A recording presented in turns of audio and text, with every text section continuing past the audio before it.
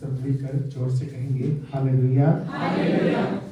प्रभु के नाम को हम धन्यवाद देते हैं कि फिर से एक बार प्रभु ने हमें समय दिया है कि उसके वचन की तरफ हम लोग चल सकें और कुछ बातों को उसके वचन में से हम लोग पढ़ सकें और जान सकें और हम लोग समझ सकें। ठीक है, तो आज के ध्यान के लिए हम लोग लूका रचित सुसमाचार का 13 अध्याय खोलेंगे।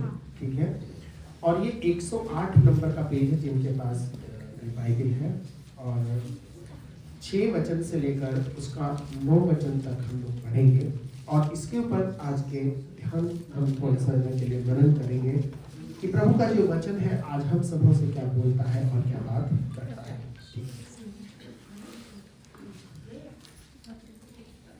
लूका रचित सुसमाचार और उसका 13 अध्याय और उसका 6 वचन से लेकर 9 वचन हम इसका पढ़ेंगे। ठीक है, और जिसको भी ये मिल जाए हम इसको थोड़ा पढ़ेंगे ताकि हम फिर उसने यह दृष्टांत भी कहा। हाँ, किसी की अंगूर की बारी में एक अंजीर का पेड़ लगा हुआ था। हाँ, वह उसमें फल ढूंढने आया, हाँ, परंतु ना पाया। तब उसने बारी के रखवाले से कहा, देख 3 वर्ष से मैं इस अंजीर के पेड़ में फल ढूंढने आता हूँ। कि देख 3 साल से मैं इस अंजीर के पेड़ में फल ढूंढने आता हूँ, परंतु नहीं पाता। इसे काट डाल, हाँ, कि यह भूमि को भी क्यों रोक रखे। इसे काट डाल कि ये भूमि को भी क्यों रोके रखे। हाँ, उसने उसको उत्तर दिया। किसने? रखवाले ने। हाँ, हे स्वामी, इसे इस वर्ष और रहने दे। कि हे स्वामी इसको 1 साल का मौका और दे दे, 1 साल इसको और रहने दे। हाँ, कि मैं इसके चारों ओर खोद कर खाद डालूं। कि मैं इसके चारों ओर खोद कर क्या डालूंगा? खाद डालूं। यदि आगे को फले तो भला, हाँ, नहीं तो उसे काट डालना। आगे को फले तो भला और नहीं तो उसे काट डालना। हालेलुया। परमेश्वर का जो ये वचन है, आज बहुत सारी ऐसी बातें हैं जो हम सबों के जीवन से जुड़ी है और प्रभु इन बातों को जो है इस वचन के द्वारा हमें बताता है। ठीक है, बाइबल जो है कुछ प्रतीकों को इस्तेमाल करती है और ये जो प्रतीक है ये वहाँ की जो सामाजिक जो वहाँ की कल्चर है, वहाँ का समाज है, वहाँ की जो जैसे एग्रीकल्चर है या वहाँ के बोने के जो साधन है, फसलों का जो चीज़ें हैं, वहाँ की चीज़ों को जो है प्रभु यीशु मसीह लोगों को अपनी बात को समझाने के लिए उदाहरण के साथ में देता है। हालेलुया। और यहाँ पर एक जो उदाहरण उसने दिया है वो क्या दिया कि किसी की अंगूर की बारी में एक अंजीर का पेड़ लगा हुआ था। ठीक है, और ये जो अगर आप इस्राएल के इतिहास को देखेंगे तो वहाँ लोगों की जो है एक बारी होती है। बारी का मतलब सभी लोग जो है, आप जैसे केरला में कभी अगर गए हो तो केरल के अंदर जो है लोग अपने मकान के चारों ओर थोड़ी थोड़ी जगह छोड़ते हैं, उसमें बगीचा लगाते हैं। क्या लगाते हैं? बगीचा लगाते हैं। उसके चारों तरफ क्या लगाते हैं? बगीचा। और बीच में वो अपना क्या बनाते हैं? मकान बनाते हैं।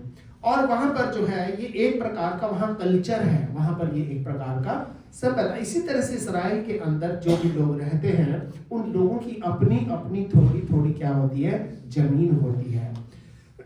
वहां पर इस तरह से नहीं करते, पर वो लोगों का जमीन का हिस्सा अलग अलग होता है और वो सब लोग जो होते हैं उसके अंदर एक दाख की बारी, दाख बोलते हैं हिंदी में अंगूर को, है ना, अंगूर की बेल लगाते हैं। ठीक है, और ये अंगूर की जो बेल है इसको वो लगाते हैं और इसको वो इसलिए लगाते हैं ताकि उसके द्वारा जो है उस परिवार को फल मिल सके। हालेलुया। और ये अंजीर की जो बारी है इसके अंदर लोग जो है दाख की जो बारी है इसमें लोग एक अंजीर का पेड़ भी क्या करते हैं? लगाते हैं। ठीक है, और ये अंजीर का पेड़ जो होता है ये 2 रीजन के लिए काम आता है। पहला तो ये कि जिनके खेत बड़े बड़े होते हैं इस अंजीर के पेड़ पर वो एक मचान बनाते हैं। मचान समझते हो? मचान बना करके उसके ऊपर वो लोग बैठते हैं ताकि वहां पर फसल को खराब करने वाली चीजों को वो भगा सके।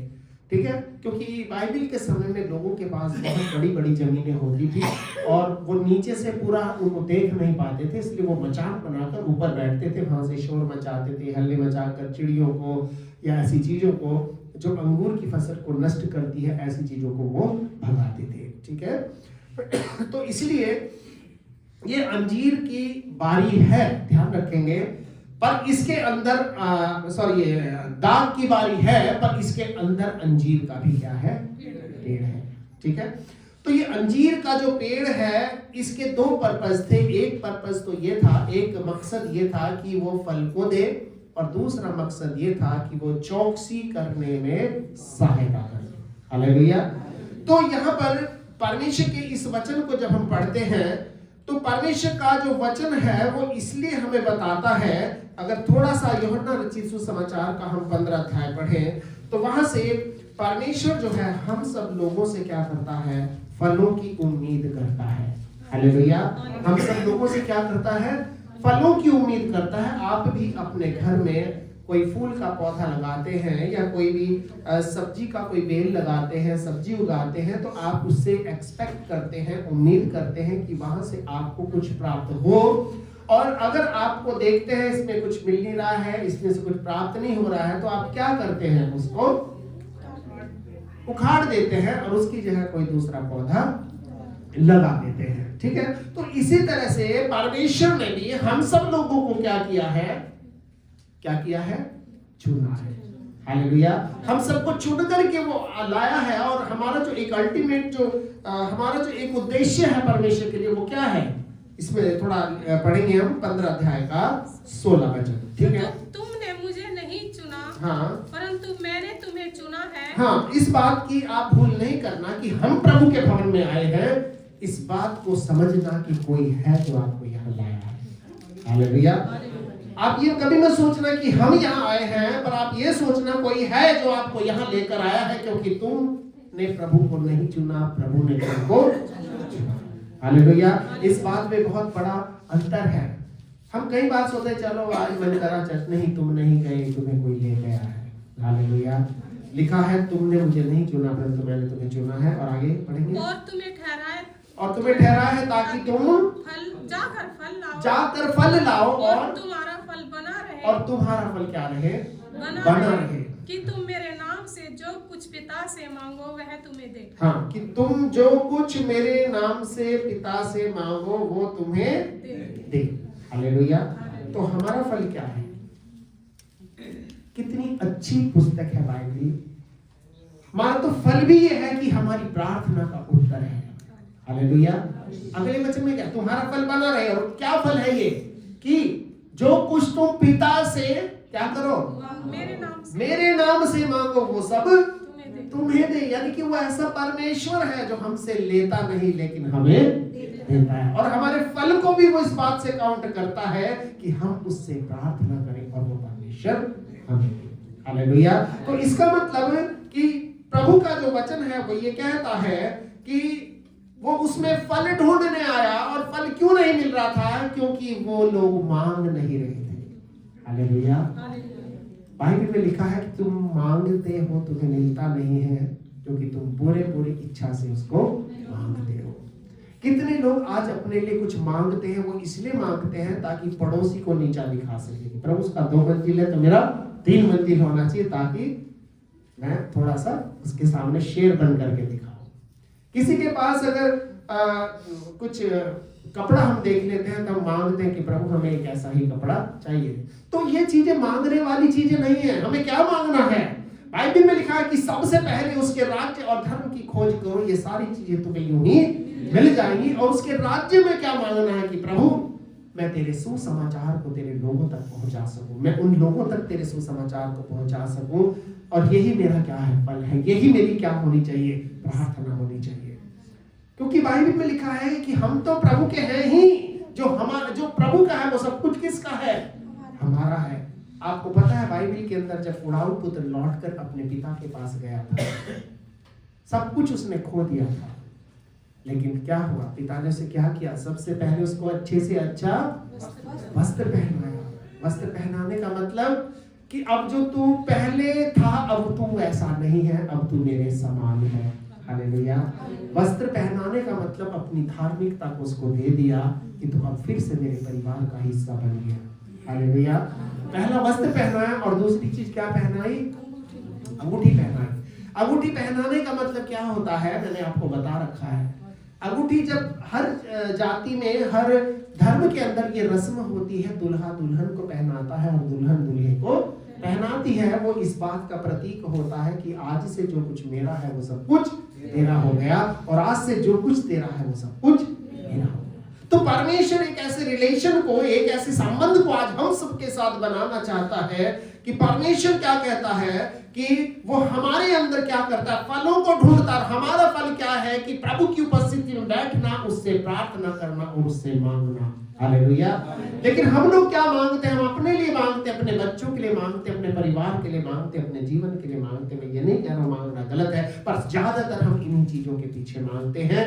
हम इसलिए मांगते हैं ताकि कई बार हम कुछ चीजों को ऐसे मांगते हैं, मैंने ऐसे मसीह लोग देखे हैं, ताकि वो इसलिए मांगते हैं ताकि वो दूसरों को नीचा दिखा सके। वो कहते हैं भाई इसके पास ये वाली कार है तो मेरे पास और भी अच्छा मॉडल वाली कार होनी चाहिए। हालेलुया।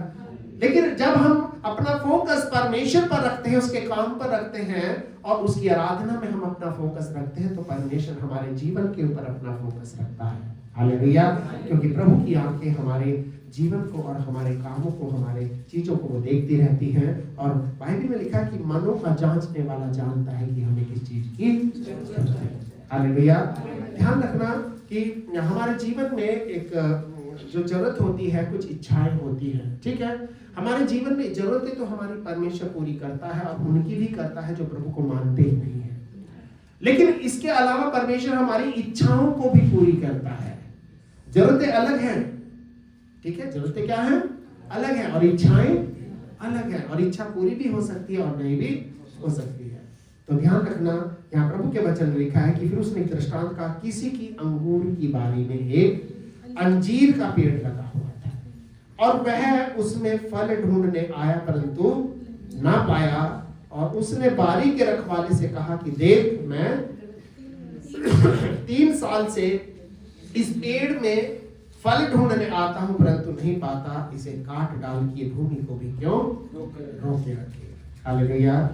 और यहाँ पर ये भूमि क्या है? ये प्रभु यीशु मसीह की कलीसिया है। भूमि क्या है? प्रभु की कलीसिया है। और वचन में ऐसा लिखा है कि कोई भी प्रभु के पास जब तक नहीं आ सकता जब तक वो प्रभु उसे अपने पास ना खींच ले, ठीक है। तो यहाँ पर जब इस वचन को हम पढ़ते हैं तो इसमें हमें ये पता चलता है कि हमें आज प्रभु ने अपनी कलीसिया के अंदर रखा है। वो इसलिए रखा है ताकि हम फल लाएं। हालेलुया। और हमारा फल क्या है? हमारा फल, पेड़ अपना फल खुद खाता है। पेड़ किसके लिए होता है? दूसरों के लिए। अगर आपके घर में एक अमरूद का पेड़ लगा है तो क्या आपने उस पेड़ को कभी उस अमरूद को खाते हुए देखा है? नहीं। वो फल किसके लिए है? वो फल उसके लिए है जो जिसके घर में वो पेड़ लगा है। हालेलुया।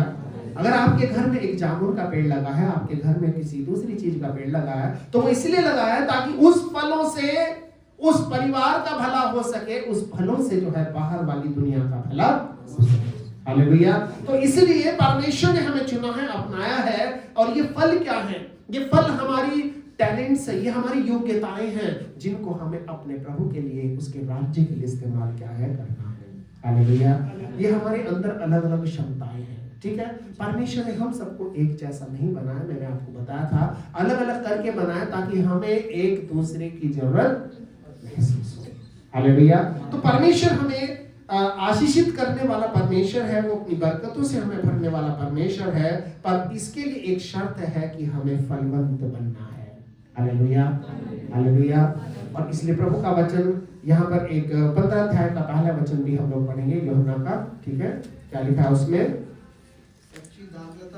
हाँ, दाखलता क्या होती है? दाख का पेड़ है, ठीक है। हाँ, सच्ची दाखलता मैं हूँ और मेरा पिता किसान है, और जो डाली मुझ में है और नहीं फलती उसे वो काट डालता है, और जो फलती है उसे वो छांटता है ताकि और फले, ठीक है, ताकि वो और फले। और ध्यान रखना, यहाँ प्रभु का जो वचन है वो हमें इस बात को बताता है कि परमेश्वर ने हमें इस दुनिया में इसलिए भेजा है कि हम फलवंत हो। हालेलुया। हम क्या हो? फलवंत हो। और फलवंत होने का सबसे गहरा राज ये है कि आपको प्रभु के लिए फल को देना है। हालेलुया। हम कई बार सोचते हैं हम उसके पास जा रहे हैं, उसके लिए दुआ कर रहे हैं, हमें क्या मिलेगा? पतरस ने भी एक सवाल किया था कि प्रभु देख, हम तो सब कुछ छोड़कर तेरे पीछे हो लिए हैं, हमें क्या मिलेगा। और ध्यान रखना, हमें सब कुछ मिलेगा, हमें वो सब मिलेगा, क्योंकि जितना उसे मिलेगा उससे 30 गुना, 60 गुना और 100 गुना हमें भी मिलेगा, क्योंकि बाइबल बताती है कि मैं यहोवा किसी का उद्धार नहीं करता। हालेलुया। तो इसलिए आने वाले साल के अंदर हम इस बात की कोशिश करें, हम अपने जीवन के द्वारा फलों को उत्पन्न करें जो फल हमारे परमेश्वर की सेवा के लिए काम आ सके। हालेलुया। क्योंकि जब परमेश्वर के लिए हम फलों को देंगे तो परमेश्वर हमारे घरों को फलों से भर देगा। हालेलुया।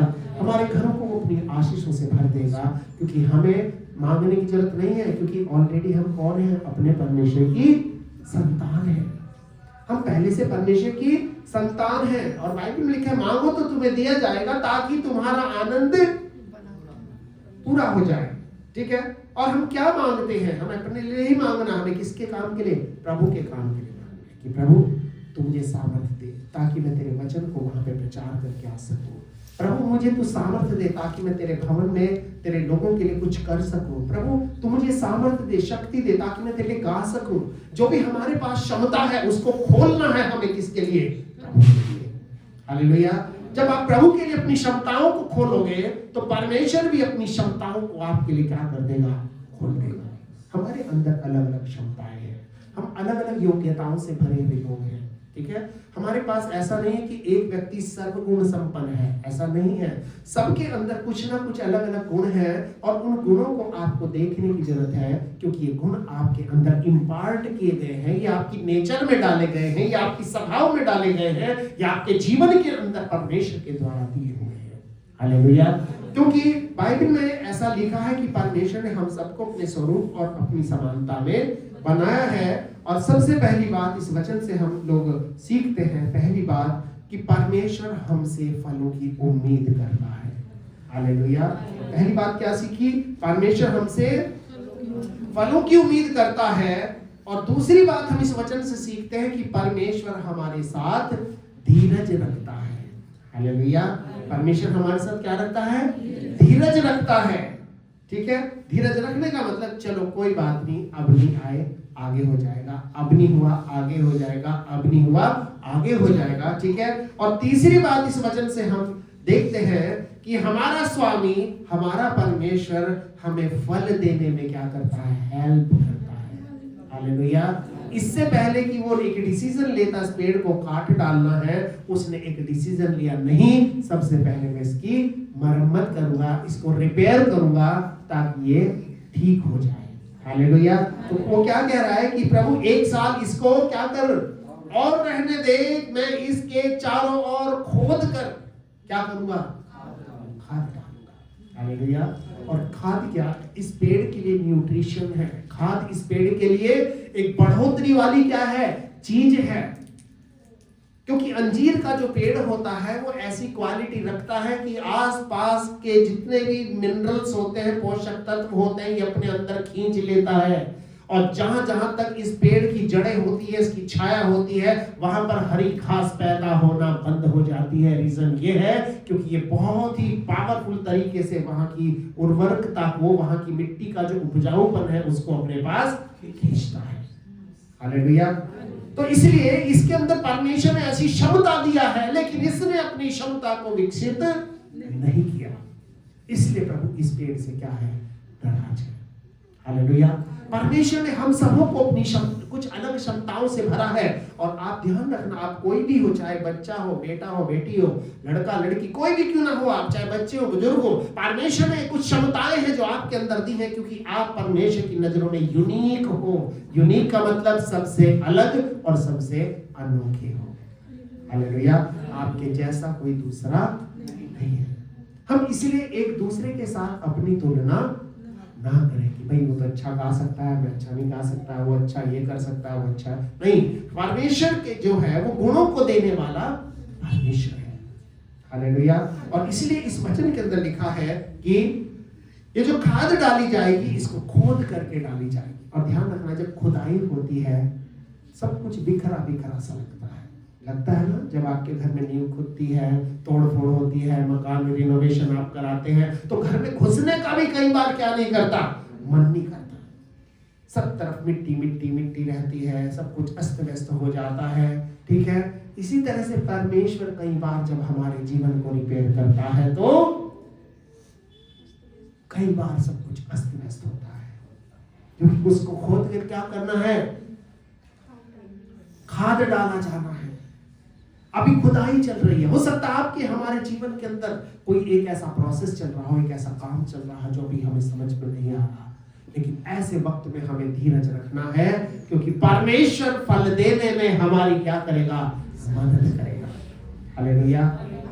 और इसमें जब खाद डाला जाता है, खाद डालने के बाद क्या होता है, इसको चारों तरफ से कवर किया जाता है। कवर करने के बाद इसके अंदर एक स्थान बनाया जाता है जिसमें फाइनली क्या डाला जाता है, पानी डाला जाता है।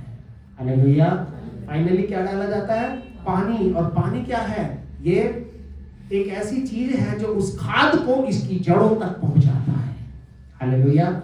और ये खाद क्या है, ये परमेश्वर का वचन है। और ये पानी क्या है, ये पवित्र आत्मा की उपस्थिति है। और ये पेड़ क्या है, ये पेड़ हम और आप सब लोग हैं। हालेलुया। इस पेड़ के चारों तरफ परमेश्वर कई बार हमारे जीवन को चारों तरफ से ऐसा उलझा देता है कि हम ये सोचते हैं, प्रभु ये क्या हो रहा है।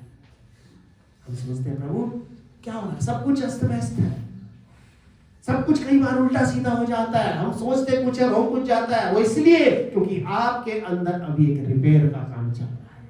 हालेलुया। और जब रिपेयर का काम होता है थोड़ी असुविधा होती है। आपने सड़कें बनती देखी होगी, कई बार लोग पार्टीशन लगा देते हैं कि भाई आपको ट्रैफिक को इधर से जाना है, और उसमें थोड़ा दिक्कत होती है आपको चलने के लिए, जाम का सामना करना, बहुत सारी चीजें आती है।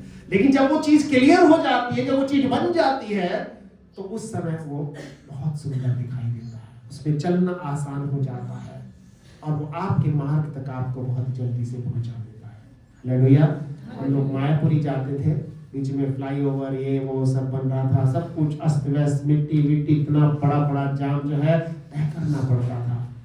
लेकिन जैसे जैसे धीरे धीरे वो पुल बनता जा रहा है, सब रास्ते कैसे होते जा रहे हैं, आसान होते जा रहे हैं। और ध्यान रखना, हम सब लोग जो है जीवन के सफर को तय कर रहे हैं, और जो दिन गुजर जाएगा वो दोबारा से आपके जीवन में नहीं आएगा। ध्यान रखना, आप जो है अपने जीवन को जो है पूरा करते जा रहे हैं, एक एक दिन आपका बढ़ता जा रहा है, और आपकी उम्र के दिन कम होते जा रहे हैं, ये भी ध्यान रखना। ये जो समय बीत गया है ये दोबारा से वापस आने वाला नहीं है, पर आने वाला समय को आप एक ऐसा समय बना सकते हैं। आपको मालूम है, आपने कहावत सुनी होगी कि दुख का जो समय होता है वो आधा घंटा भी आपको ऐसा लगता है जैसे पूरा महीना गुजर गया है। जब दर्द होता है, पीड़ा होती है, परेशानी होती है, काटना बहुत मुश्किल हो जाता है। लेकिन जब सुख का समय होता है तो एक हफ्ता ऐसे गुजर जाता है, हम कहते हैं आज शनिवार है, अच्छा पता ही नहीं चला शनिवार कब, क्योंकि वो हफ्ता आप पूरा खुश थे, अपने चीजों में उलझे हुए थे। तो इसलिए मैं आपको ये बताना चाहता हूँ कि जब प्रभु हमारे जीवन को रिपेयर करता है तो उसमें खाद डालता है, और ये सब के साथ ये प्रोसेस होता है। ऐसा नहीं, इसमें मैं भी शामिल हूँ, इसमें हम सब लोग क्या हैं, शामिल हैं। और जब खाद डल जाता है उसके बाद जब पानी का जो इसके ऊपर छिड़काव होता है, वो खाद जो है इसकी जड़ों तक पानी क्या करता है, ले करके जाता है, और जड़ें इसकी क्या करती है, पानी को सोखती हैं, और वो इसकी पत्तियों तक, इसके तने से होते हुए इसकी ऊपर चोटी तक इसके पानी को क्या करती है, पहुंचाती है। और जो उस पेड़ के फलवंत होने के लिए उसके हरियाली का, उस पेड़ की खुशहाली का क्या होता है, राज होता है। और आप मेरे को पता होगा, मैंने आपको बताया है, प्रभु के वचन में लिखा है कि जो भजन संहिता के पहले अध्याय में ऐसा लिखा है ना, एक पेड़ के बारे में क्या लिखा है कि वो एक ऐसे किसके समान होगा, वृक्ष के समान होगा जो बहती हुई नालियों के किनारे, इंग्लिश में लिखा है जो बहती हुई नदियों के किनारे लगाया गया हो, और जिसके पत्ते मुरझाते नहीं। और दूसरी बात उसने बहुत अच्छी लिखी है कि जब वह अपनी ऋतु में फलता वो अपनी ऋतु में फलता है, और जिसके पत्ते कभी नहीं मुरझाते, जिसके पत्ते कभी नहीं मुरझाते। और इसलिए जो कुछ वह पुरुष करे वह सफल, इसलिए जो कुछ वो पुरुष करे वो क्या होता है, सफल होता है। पर एक चीज यहाँ पर हम थोड़ा छोड़ दिए हैं, इसमें लिखा है